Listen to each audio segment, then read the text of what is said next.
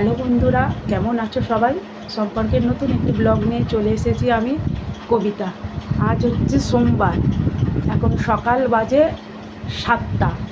আমার চান ফান সব হয়ে গেছে। চান যেমন সকালে কাজ থাকে, বাসি কাজ, বাসন মাজা, ঘরদোর মোছা, তারপরে চান টান সেরে পুজো সারা হয়ে গেছে। এবার বসাবো চা, কারণ এখন 7টা বাজে।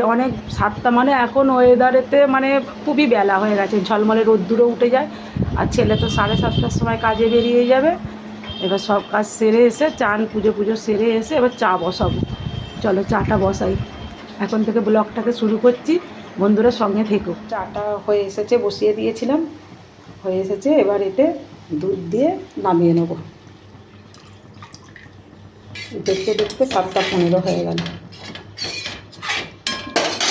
উঠুক দিয়ে নামিয়ে নেব। এসে চাটা ফুটে গেলে নামিয়ে নেব। আর এখন তো খুব সকালে ঘুম ভেঙে যাচ্ছে, 5টা 10-15তেই উঠে পড়েছি। কি করব, মাথায় টেনশান কাজ করে। এক সেলাইয়ের জিনিস আছে, সেটাকে মাথায় টেনশান, এত লোকের জিনিস টাইমে দিতে হবে। তারপরে একা অসুস্থ মা বাড়িতে।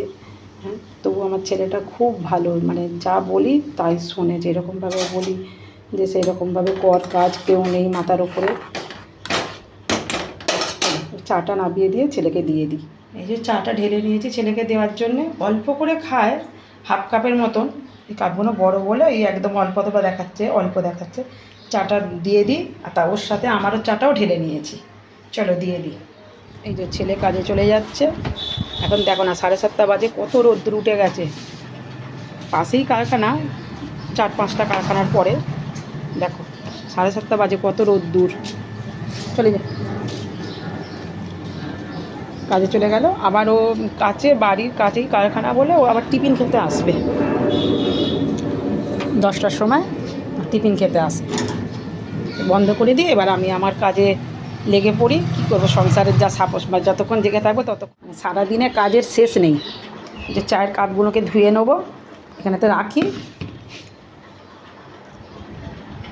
তুমি যতক্ষণ না ঘুমাবে, ঘুম থেকে ওঠা পর্যন্ত আমার ওই কাজ লেগেই থাকবে।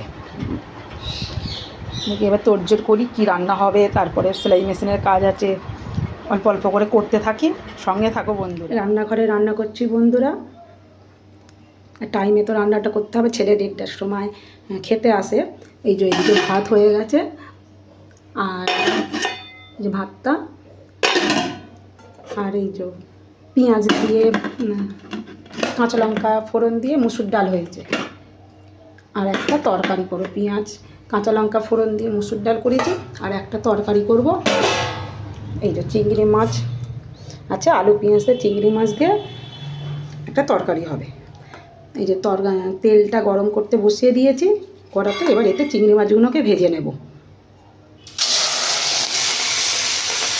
সব একসাথেই দিয়ে দেবো, কারণ চিংড়ি মাছটা ভাজতে টাইম লাগে না, আর একসাথে দিলে জড়িয়েও যাবে না।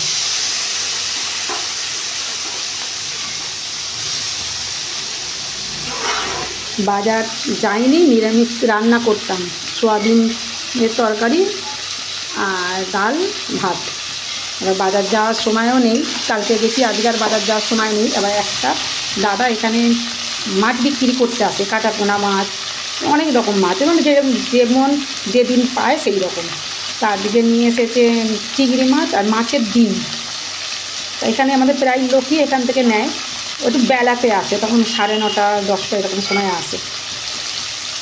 আর এই আজকে চিংড়ি মাছ ছিল, মাছের ডিম ছিল। মাছের ডিমটা নিয়ে নিই, আর চিংড়ি মাছটা নিয়েছি। সোয়াবিনটা ভেজে না পড়ে আছে, সোয়াবিনটা রেখে দিই। সোয়াবিনটা রাত্রিবেলা তরকারি করে নেবো রুটির সাথে। আর এখন এই চিংড়ি মাছগুলো দিয়ে আলু দিয়ে পেঁয়াজ দিয়ে তরকারি করবো। একটু আদা রসুন দিয়ে দেবো ওতে। চিংড়ি মাছগুলো ভাজা হচ্ছে, চিংড়ি মাছগুলো ভাজা হয়ে গেছে। এবার তুলে নেবো। এতে চিংড়ি মাছ তো ভাজতে বেশি সময় লাগে না, ভাজা হয়ে গেছে। এবার তুলে নিই।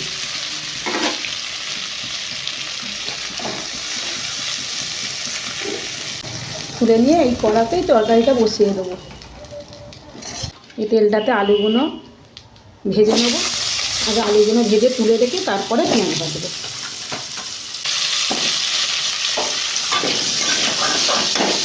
আলুগুলোকে ভেজে তুলে নিই। ডাল হয়েছে, যেহেতু মুসুর ডাল বসিয়ে দিয়েছিলাম আগে, মুসুর ডাল হয়ে গেছে, ওই জন্য তরকারিটা একটুখানি মাখা মাখা শুকনো শুকনো মতন করবো। আলু ভাজা হোক, আলুটা ভেজে নিয়ে এবার পেঁয়াজটা ভেজে ওই কষে জল দিয়ে দেবো। এই যে আলুগুলো ভাজা হয়ে গেছে, তুলে নিয়েছি, আর এখানেতে পেঁয়াজগুলোকে দিয়ে দিয়েছি।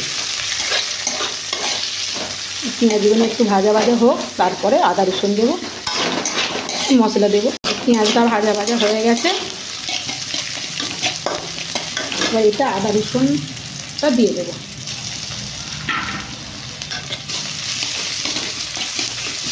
এটাকে নেড়ে নিয়ে গুঁড়ো মশলাটা দেবো। এবার মশলাগুলোকে দিয়ে দেবো, একটু এটাতে জল দেবো। এই যে এতে অল্প করে জল দিয়ে দিয়েছি, যাতে মশলাটা পুড়ে যাচ্ছিলো, অল্প করে জল দিয়েছি। এইটা একটু পেঁয়াজটা একটু কষে নিয়ে এটা আলু চিংড়ি মাছ সব একসাথেই দিয়ে দেবো।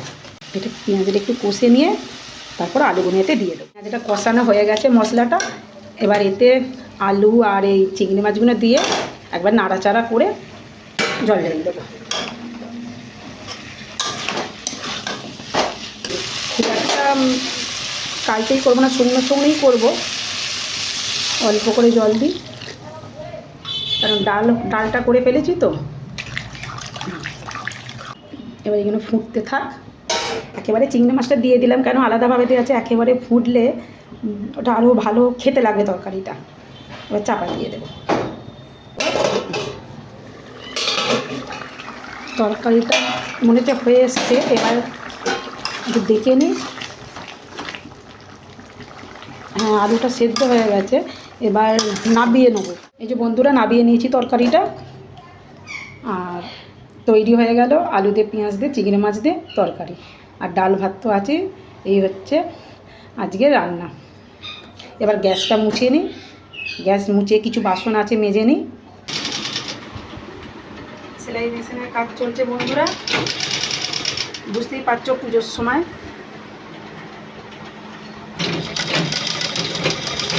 পুজোর সময় যত পুজো এগিয়ে আসে তত টেনশান বেড়ে যাচ্ছে।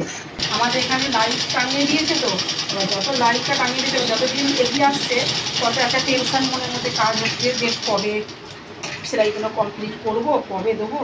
এই যে একটা ব্লাউজের কাজ চলছে, ব্লাউজের নিচের পটিটা বসানো হয়ে গেলে, এই একদিকেরটা বসানো হয়েছে, এটা হেম হবে, আর একদিকটা বসিয়ে নেব। হ্যাঁ, কাজটা করে নিই।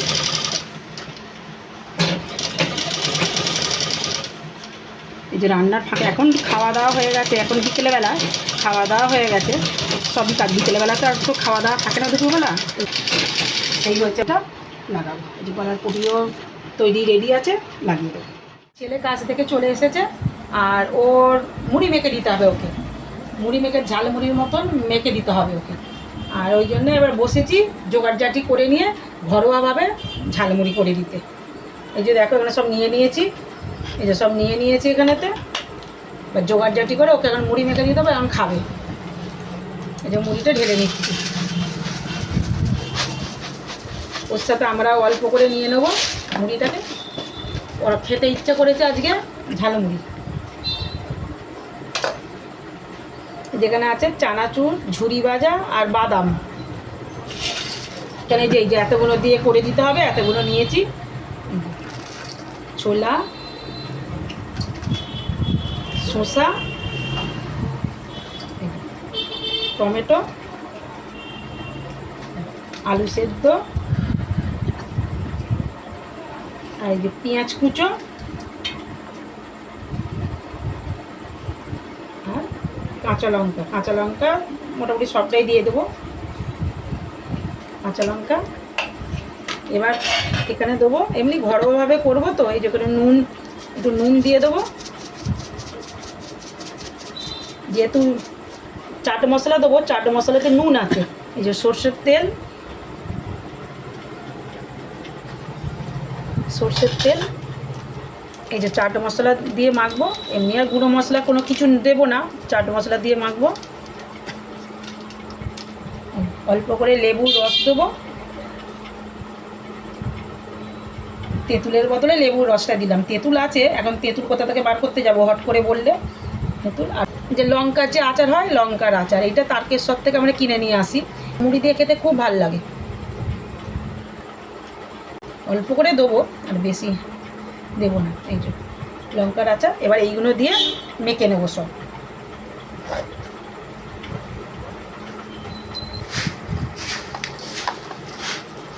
তোর সাথে আমাদেরও অল্প করে খেয়ে নেব। রাত্রিবেলা বলতে গেলে ধরো এখন 7:30 বাজে। আজকে একটু তাড়াতাড়ি কাজ থেকে এসে এইরকম মুড়ি মাখা খেলে কি আর রাত্রিবেলা রুটি খেতে পারবে বলো তো? অল্প করে মিশিয়ে দিচ্ছি। মেশানো হয়ে গেল ঘরোয়াভাবে ঝালমুড়ি। উপর থেকে এই যে শসা পেঁয়াজগুলো একটু রাখলাম, শসা পেঁয়াজটা একটু ছড়িয়ে দেবো।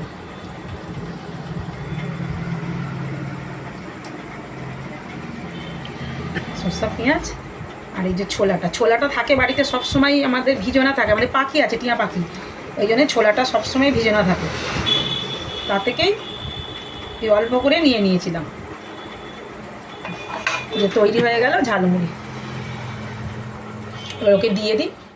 ব্লগটা এখানেই শেষ করছি বন্ধুরা, ভালো থেকো সবাই। ব্লগটা ভালো লাগলে একটা লাইক করে দিও, আর ছেলেকে দিয়ে দিও আবার খেতে ঝালমুড়ি।